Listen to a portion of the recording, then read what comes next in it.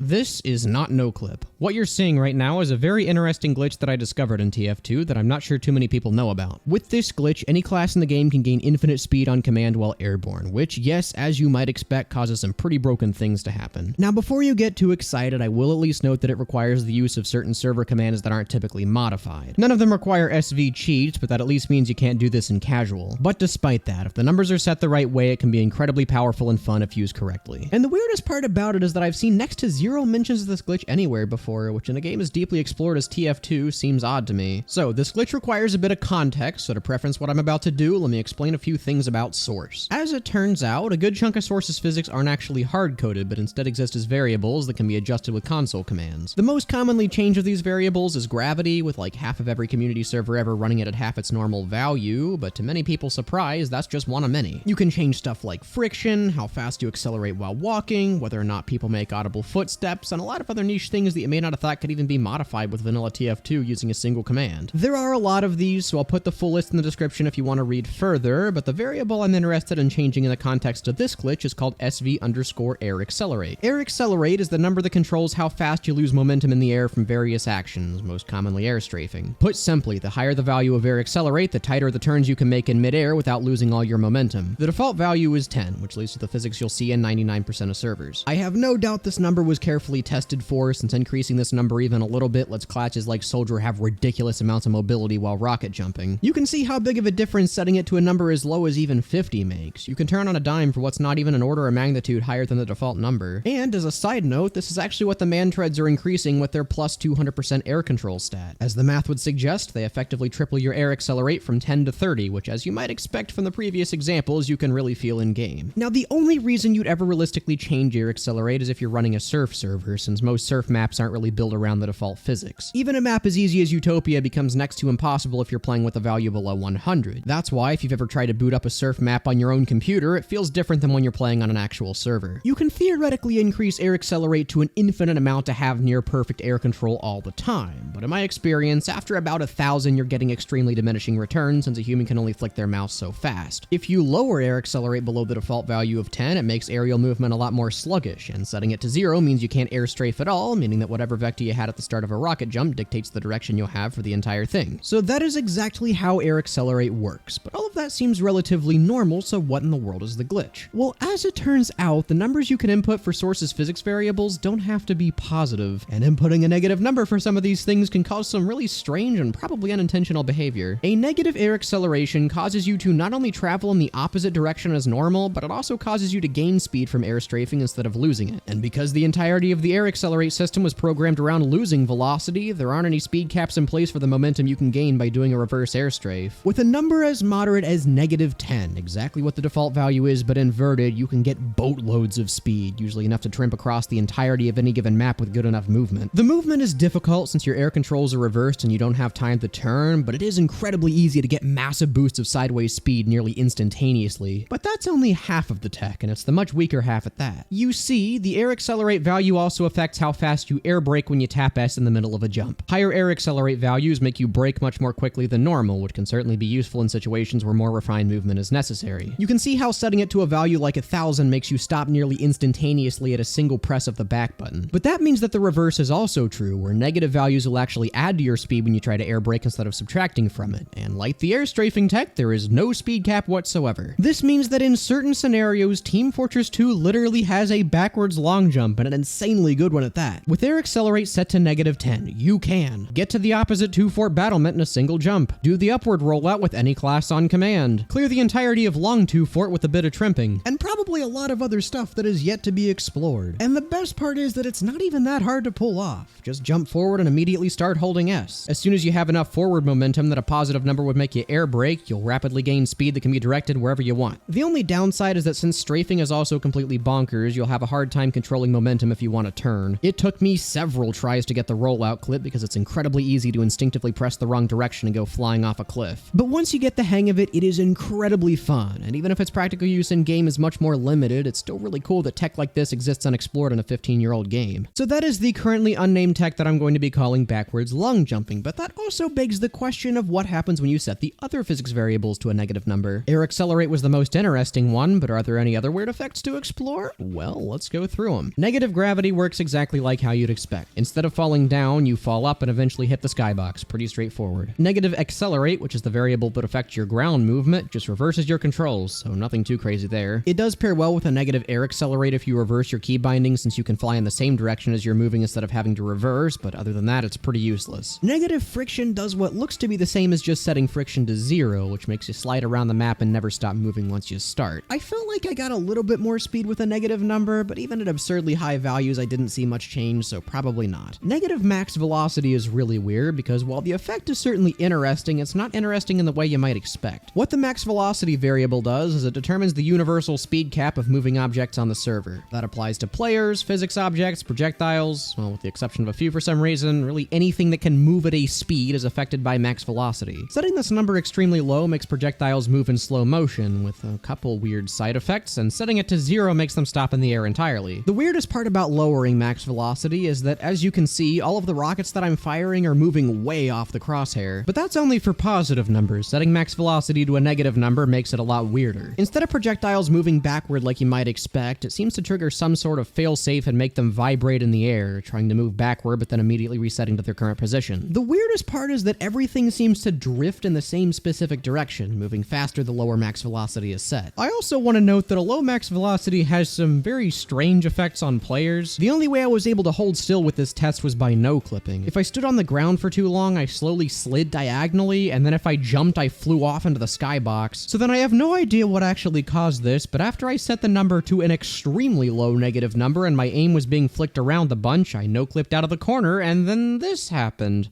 I don't know what's happening. How did you even do this? I don't know. It's just like...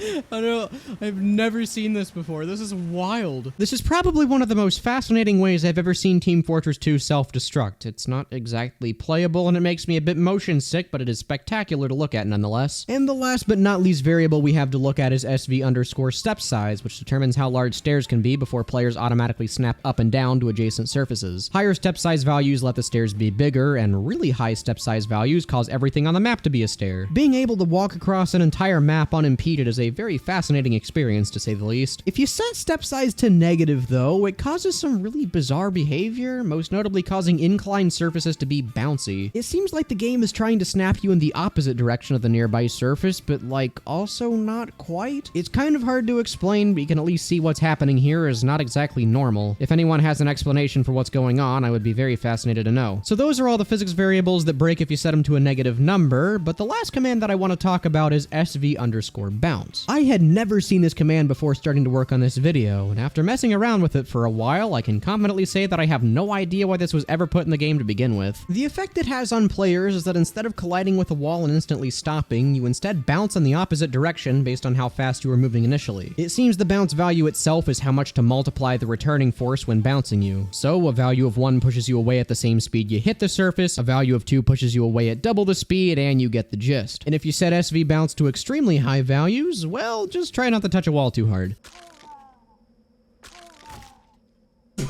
This is such a weird thing to be able to change, since to my knowledge there is zero practical use or even cool tech for SV bounce. And in case you're wondering what a negative value does, it still makes you bounce like normal, but only in really specific spots. I don't exactly know what triggers it because it's not even that consistent on the spots that I did find, but at least it's worth mentioning. So anyway, that is the new tech that I discovered in Team Fortress 2, as well as various other glitches and fun stuff that I found while fiddling around with commands. This is my first time hearing about a lot of these physics variables, so it's really cool that you're able to just randomly change stuff like this on any server that you run. Also, the backwards long jumping tech, while I don't think it has much practical use, is extremely fun to mess around with. I've been calling it backwards long jumping, but it doesn't really have a name, and frankly, until it sees practical in-game use, I don't think it deserves one. That said, submissions are open. I will also note that this tech applies to every single source game to my knowledge, so while it may not have much use in Team Fortress 2, I don't know much about the speedrunning communities for other games and how they might be able to use it. So anyway, go, explore, see what niche uses you can find with this tech. The world is your oyster. If you enjoyed this video, make sure to like. If not, your opinion doesn't matter until you can do the entire upward rollout using SV_bounce, and most importantly, have a good one.